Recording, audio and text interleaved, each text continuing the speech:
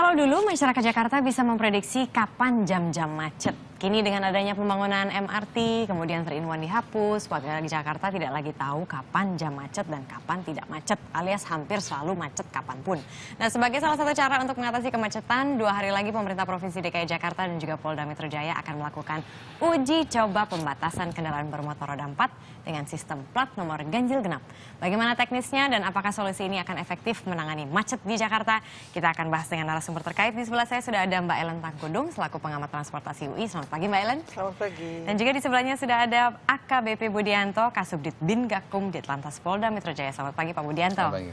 Ya Pak Budianto, mungkin bisa jelaskan mekanismenya nanti seperti apa Pak teknisnya? Jadi gini, yang perlu dipahami bahwa penerapan ganjil genap ini merupakan suatu kebijakan transisi sebelum implementasi daripada IRP itu sendiri sebagai pengganti 3-in-1. Sifatnya transisi. Karena kita sama-sama tahu bahwa nanti rencana memang efektifnya adalah IRP ya.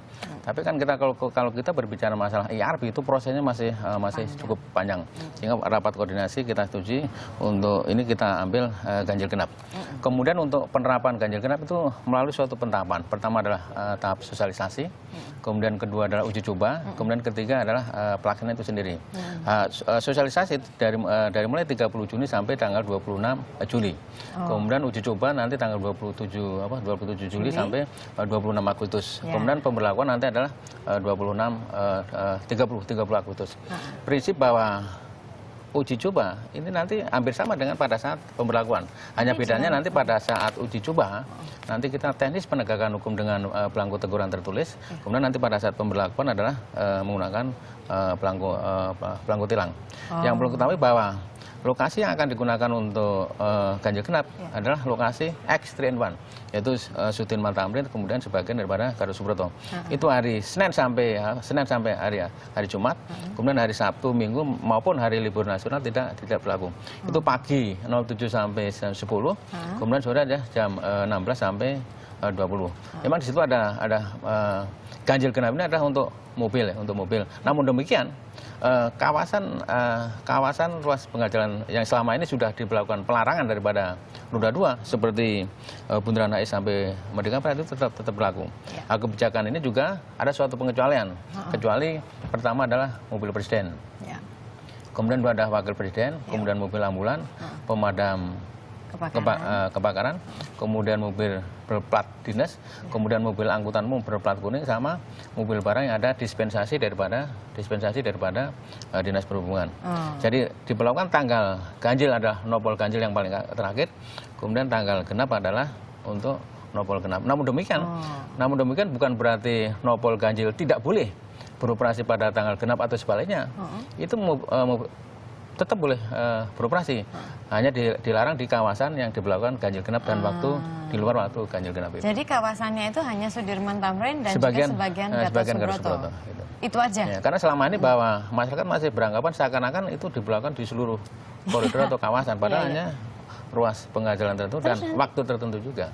Oke, waktunya saya ulangi lagi ya Pak ya. Jadi waktunya itu adalah dari jam 7 pagi sampai jam 10 pagi, rush hour gitu. Udah gitu kalau misalnya sore itu jam 4 sore sampai jam 8 malam, rush hour juga. Daerahnya itu di Sudirman Tamrin atau sebagian juga Gatot Subroto. Oke, ini kan sebetulnya beberapa tahun lalu ini pernah juga digulirkan Pak. Dan saat itu muncul pertanyaan gini, lah nanti kepolisian ini gimana ya ngawasinnya? Masa dilihatin satu-satu gitu? Saya pengen mengajak juga Pak Budianto dan juga Mbak Ellen ya, untuk mungkin ngetes gitu. Ada permainan sedikit yang akan muncul di layar. Saya ingin tahu, saya juga ingin ngetes diri saya sendiri nih, seberapa cepat kalau misalnya saya jadi seorang polisi lalu lintas itu bisa melihat ganjil atau genap. Oke, ini ganjil. Next, genap. Ganjil, kenapa? Coba Mbak Ellen sama Pak Budianto, silakan Pak Budianto mungkin. Iya, ganjil. Next. Genap. Ya, next. Ganjil. Genap. Genap. Ganjil. Pak Budianto jago. Oke, kalau Mbak Ellen coba. Ganjil.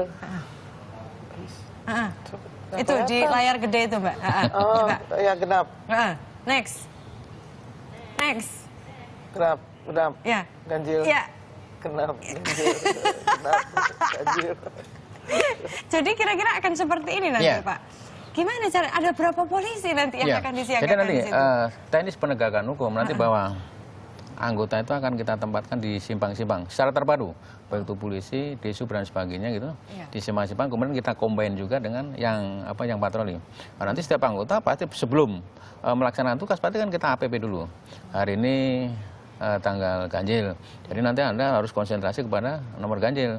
Hari ini tanggal genap, nanti harus Anda konsentrasi kepada nomor genap. Kemudian nanti kepada saat mungkin anggota bertugas pada suatu simpang, kemudian melihat ini tanggal ganjil, kok situ menemukan plat genap, ya kita menghampiri mereka, kemudian kita sapa dengan baik-baik, kemudian mengkomunikasikan Bapak Ibu bahwa sekarang tuh tanggal ganjil, seharusnya Ibu menggunakan nopol ganjil. Nah, kemudian itu mohon untuk menepi dulu, kemudian kita lakukan penegakan hukum. Nah, pada saat uji coba, kita penegakan hukum dengan teguran tertulis tadi. Tapi nanti teguran tertulis ini rangkap 3 loh. Satu untuk pelanggar, satu untuk instansi atau lembaga di mana mereka bekerja, kemudian satu ada arsip.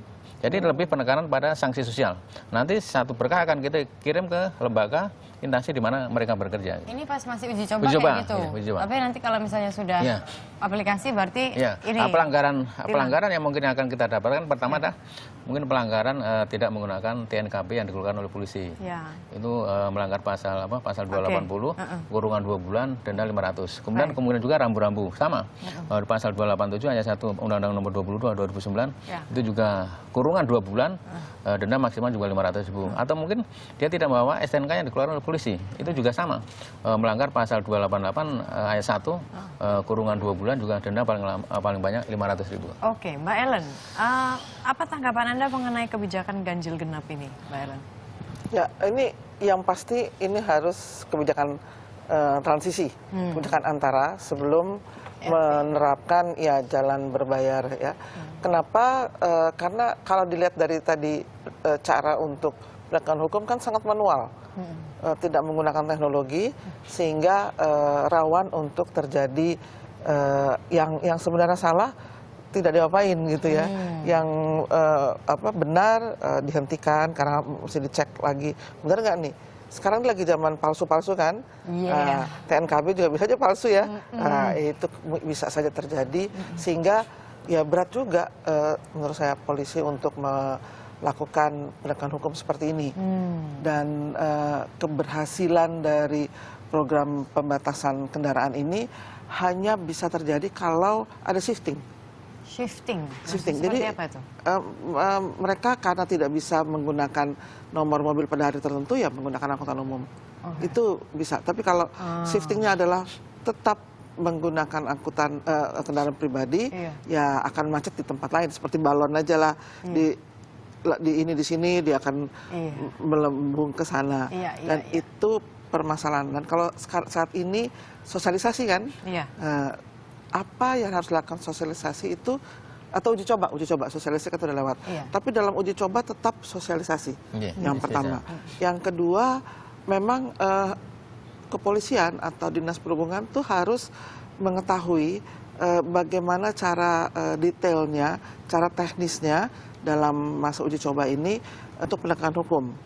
Kemudian yang ketiga dalam uji coba harus jelas parameter apa yang digunakan untuk mengatakan uji coba ini berhasil atau tidak gitu. Parameternya seperti apa mestinya? Ya, jadi apa yang ingin dicapai dengan ganjil genap? Itu kan tujuannya apa sih ada ganjil genap? Untuk membatasi kendaraan. Gitu. Iya, nggak macet di koridor itu. Di koridor yang lain menjadi lebih macet apa tidak? Apakah seperti itu? Itu yang pertama. Apakah kalau misalnya hanya di situ seperti Trinwan dulu ya, hanya di situ, oke, itu berhasil. Yang lainnya macet luar biasa, apakah itu berhasil? Yang kedua, harus juga dilakukan survei terhadap shifting itu. Terjadi nggak sih shifting itu? Tapi selama ini menurut Mbak Ellen sudah terjadi belum sih Mbak? Kan memang Pemprov DKI Jakarta kan sudah ya berusaha untuk menambah armada bus dan sebagainya. Shifting itu sudah terjadi atau belum? Dulu awal-awal diberlakukan Transjakarta, itu sih ada shifting. Ada. Kalau sekarang ini, kalau lihat dari jumlah penumpang Transjakarta ya sampai tahun kemarin itu kan dia kayak tetap aja. Plato gitu. Jadi tidak naik. Nah sekarang ini kan memang bulan-bulan terakhir ini memang lebih banyak ditambah. Nah itu mungkin ada yang menambah penumpangnya, tetapi apakah itu terjadi shifting? Saya juga nggak tahu. Pemda DKI harus membuktikan bahwa itu memang itu shifting. Karena kalau tidak, hanya mengatur lalu lintas, saya pikir polisi capek juga ya Pak. Siap. Sudah terlalu banyak kendaraan. Jadi kalau ditanya kenapa Jakarta macet, jawabannya cuma satu, terlalu banyak kendaraan pribadi di jalan. Terus kemudian muncul lagi pertanyaan ini, kan memang sekarang mau akan diaplikasikan sistem ganjil genap gitu ya. Ada pertanyaan nakal sedikit, waduh nanti kalau misalnya ini malah menambah masyarakat malah jadi beli mobil, Betul. biar dapat ganjil, dapat genap, karena kan nyicil mobil zaman sekarang kan gampang ternyata. Iya, dan akan dimudahkan. Waduh, Saya dengar berita itu bahkan akan dimudahkan untuk menyicil mobil. Jadi memang ada kebijakan yang berbeda antara yang ngurusin transportasi dengan industri yang harus lebih banyak lagi menghasilkan produk-produk industri gitu ya. Itu yang saya pikir pemerintah harus benar-benar melihat dengan jeli apakah betul Jakarta ini masih perlu mobil sebegitu banyak gitu ya. berarti Anda tidak terlalu optimistis Mbak Ellen dengan kebijakan ini akan mengurai kemacetan di Jakarta. Kalau untuk Sementara. mengurai kemacetan hanya di koridor yang diberlakukan itu iya.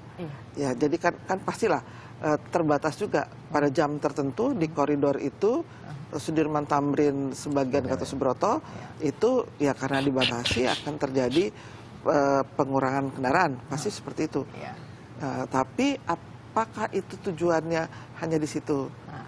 Kalau menurut saya tujuannya bukan hanya itu saja, karena kalau tetap menggunakan kendaraan pribadi itu akan menjadi kemacetan kan orang akan menggunakan alternatif, jalan-jalan alternatif pastilah.